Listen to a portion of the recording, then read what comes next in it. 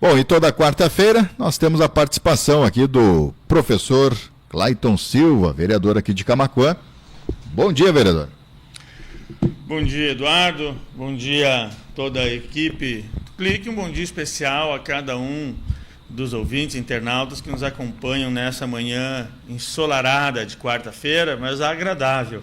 É verdade, é verdade.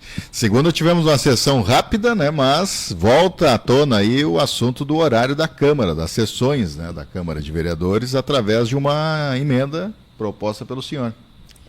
Exatamente, a sessão acabou sendo um pouco mais rápida que o normal, não houve manifestação, né, nem explicações pessoais. Normalmente ali abre, né, durante um período as inscrições para quem vai fazer uso da tribuna. Não havendo inscrições, né, é encerrada a sessão. Quando há inscrição de pelo menos um vereador, enquanto esse está falando, quem seria o próximo a falar, pode ainda se inscrever ou se inscrever nos espaços de líderes, né? Como não houve inscrição de ninguém, ela foi encerrada. Às vezes, né, a fala de um motiva o outro a falar.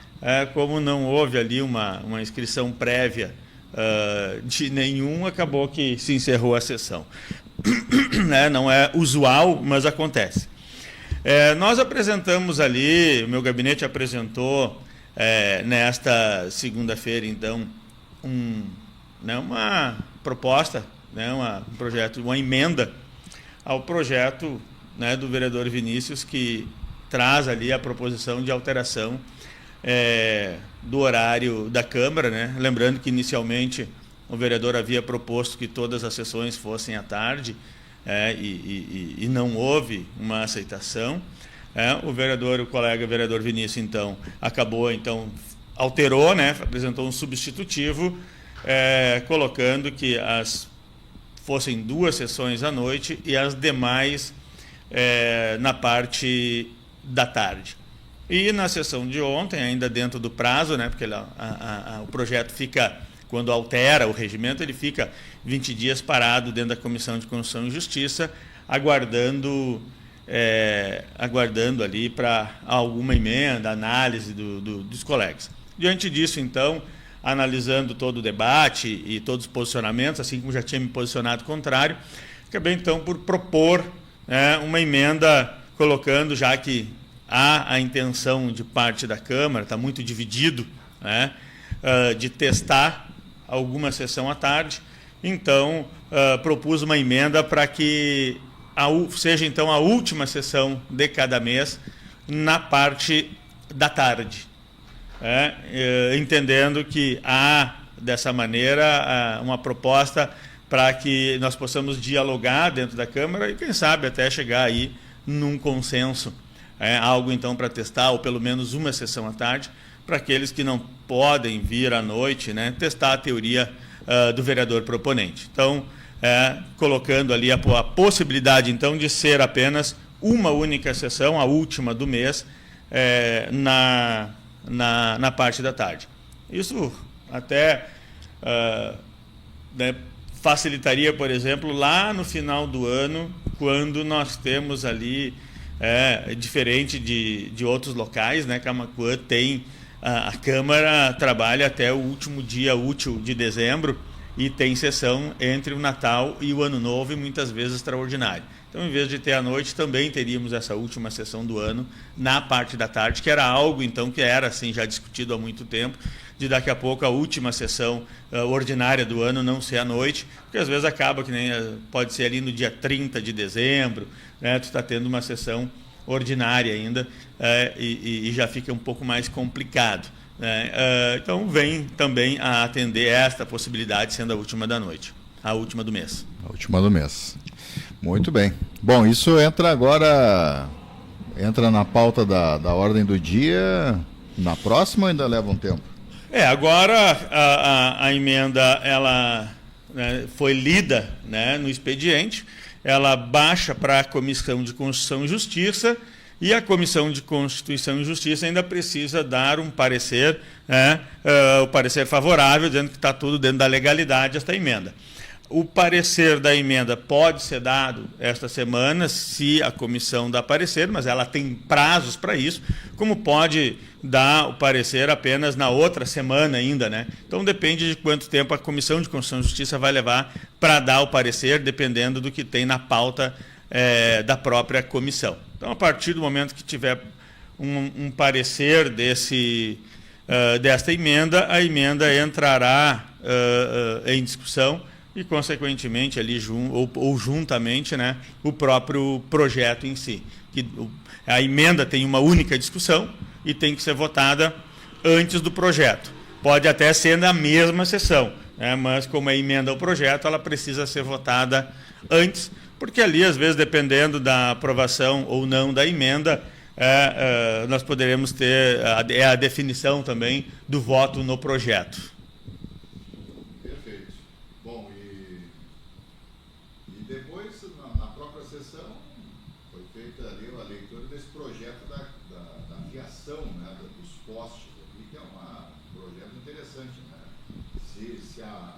Se a lei pegar e tiver fiscalização, vai ser uma limpeza, né?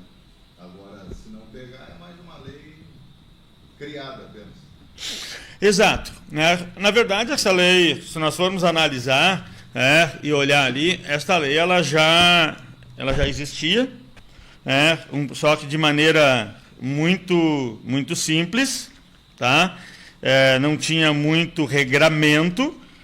Tanto é que ela já extingue a lei anterior, é uma lei do próprio Poder Legislativo, mas que não estava sendo ali fiscalizada pelo Poder Executivo. E nós já vínhamos, é uma lei, estava até olhando aqui, de 2021, e que a própria lei agora procura extinguir, extinguir ela no próprio projeto, tá? Ela traz ali a extinção, que era a lei número 2.489 de dezembro de 2021. Então, vejam bem, uma lei de 3 anos, que já tinha 3 anos, mas não vinha sendo utilizada. O que o Executivo traz agora, é com algumas determinações, com prazos para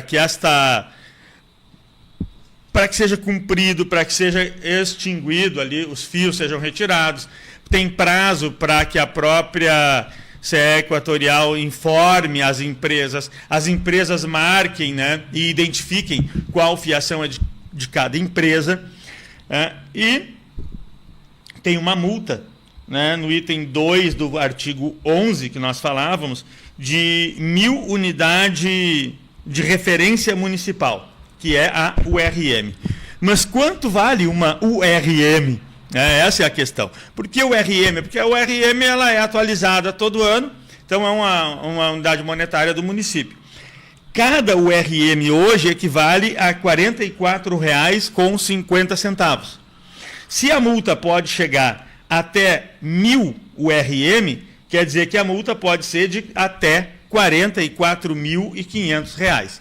E o que eu trouxe ali no debate já da primeira discussão, e houve também, após a fala do próprio vereador Vinícius, que é da base governista, também compreendeu essa questão a partir do momento que a gente trouxe à tona ali, de que esta multa, ele traz a multa ali de 1.000 URM, de até 1.000 URM.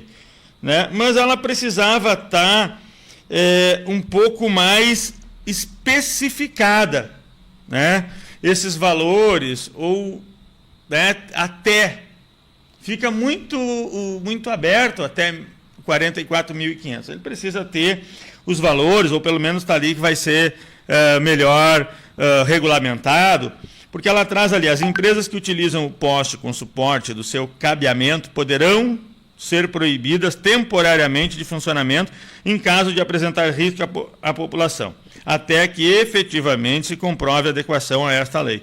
Poderão. Eu acho que o poderão pode ou não, Então também pode não ser feito.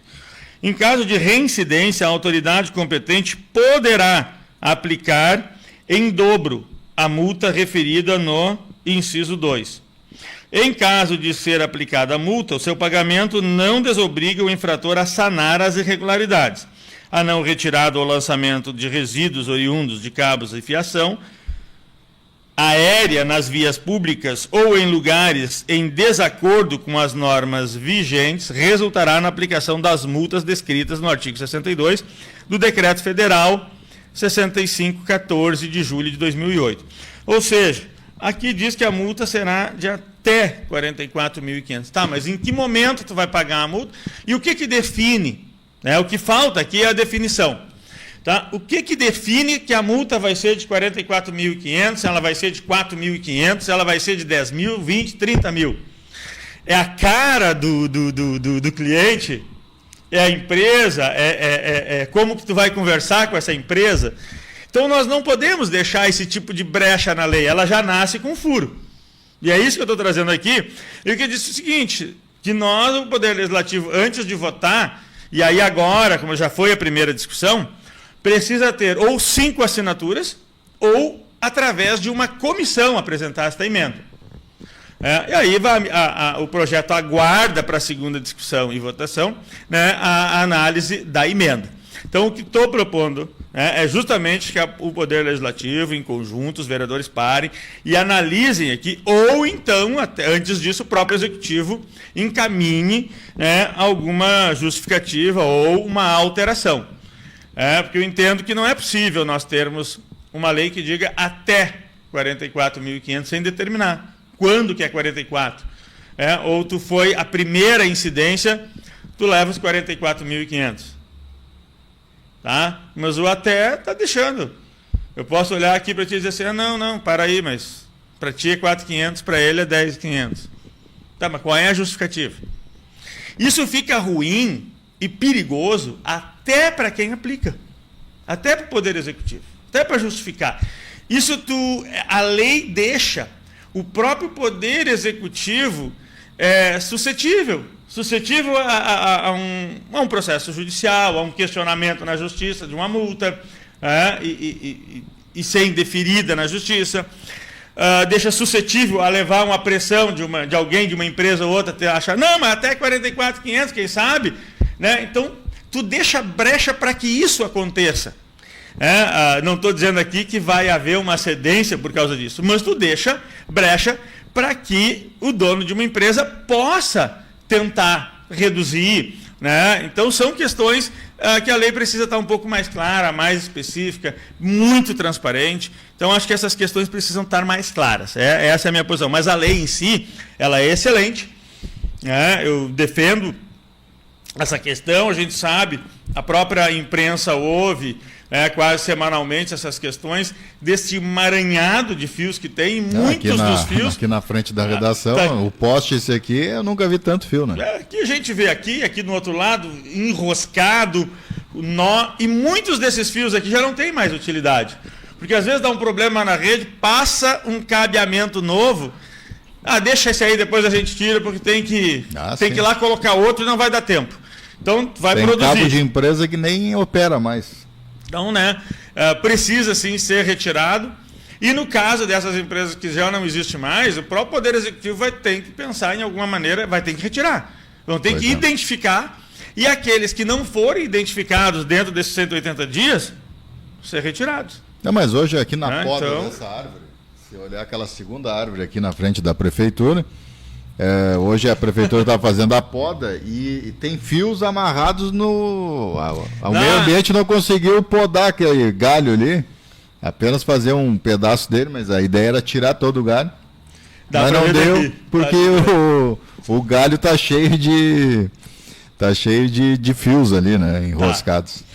É a chamada gambiarra, né? Gambiarra. Então, na frente da própria do fiscalizador tem um problema. Então tá aí, né? Precisa se regularizar e esperamos, né, que seja cumprido, para que realmente seja respeitado. E às vezes a multa é necessária. O prefeito até já deu uma olhada ali. Já passou cumprimentando ali.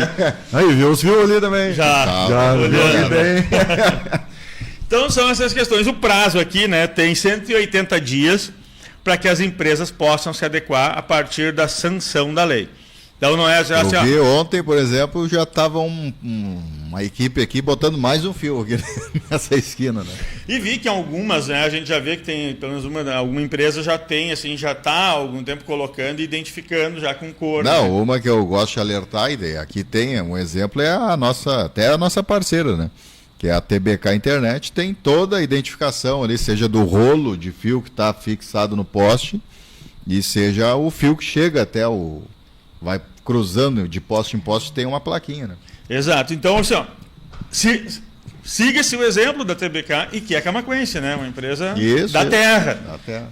Aproveito aqui e deixo um abraço aí pro Douglas aí, que é o Douglas. Proprietário aí da TBK, grande amigo. Junto com a esposa, né? A Tiele. Exato.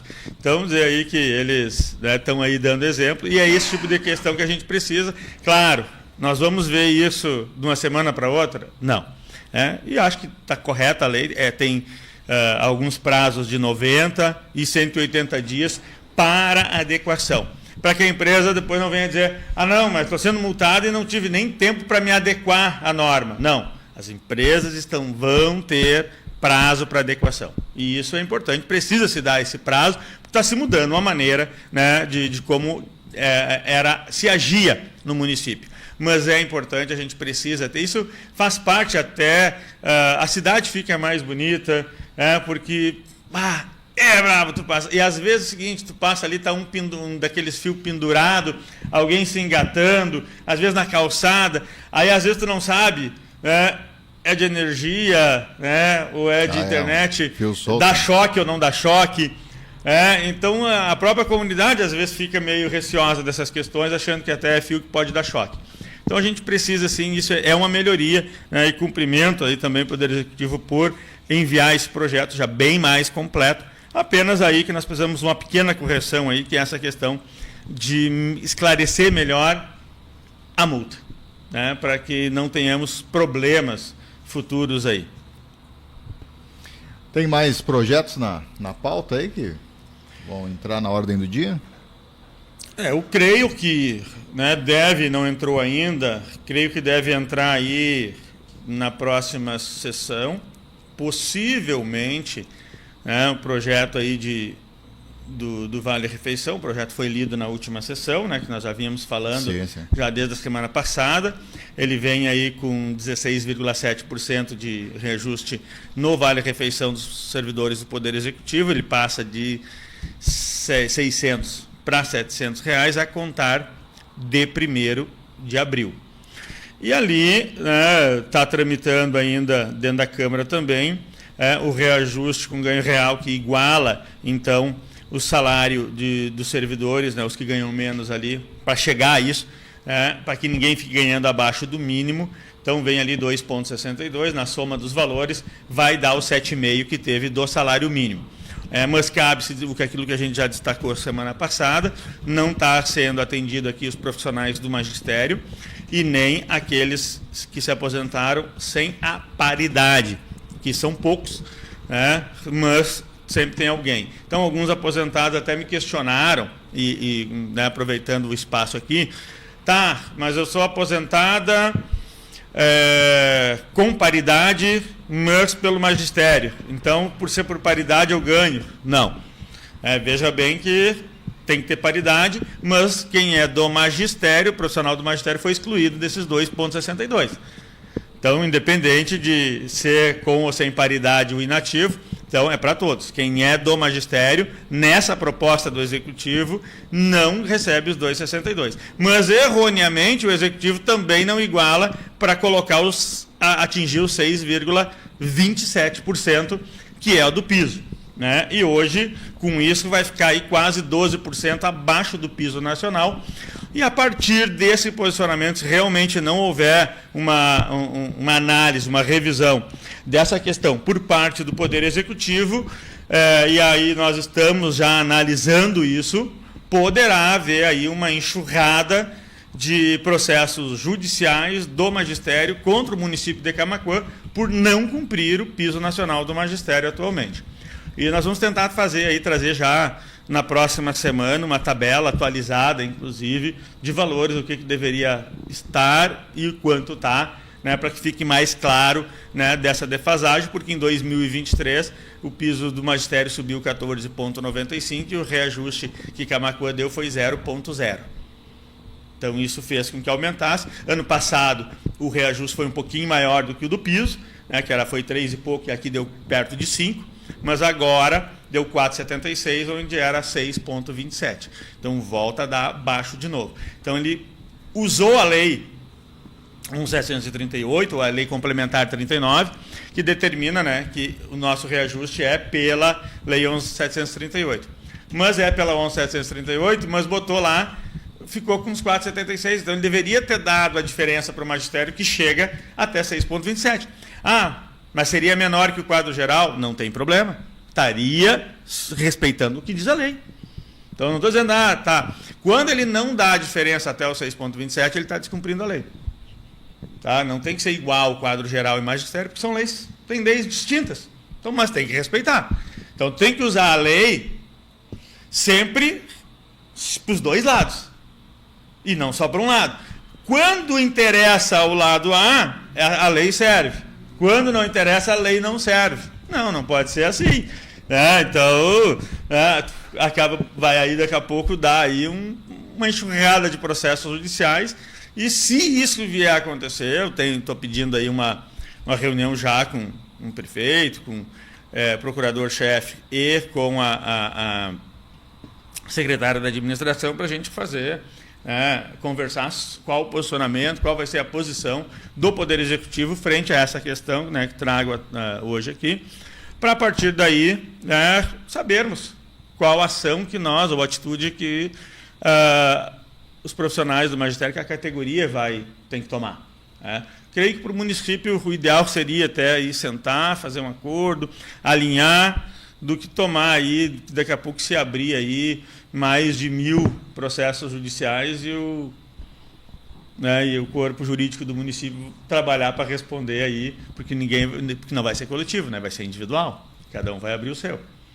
E aí tu vai ter enxurrada. Então é isso que a gente precisa, né? É sentar, dialogar, mas a categoria ainda prefere sentar, dialogar, e é isso que a gente quer fazer. É abrir esse diálogo, é construir, é chegar num consenso, mas para que se cumpra o que a lei está propondo. Professor Clayton Silva, obrigado pela participação aqui no nosso programa e até quarta-feira que vem. Antes, segunda na sessão. Né? Exatamente, obrigado mais uma vez por esse espaço, desejar aí um bom restante de semana a cada um que nos acompanha e principalmente a equipe do Clique também. Aquele abraço.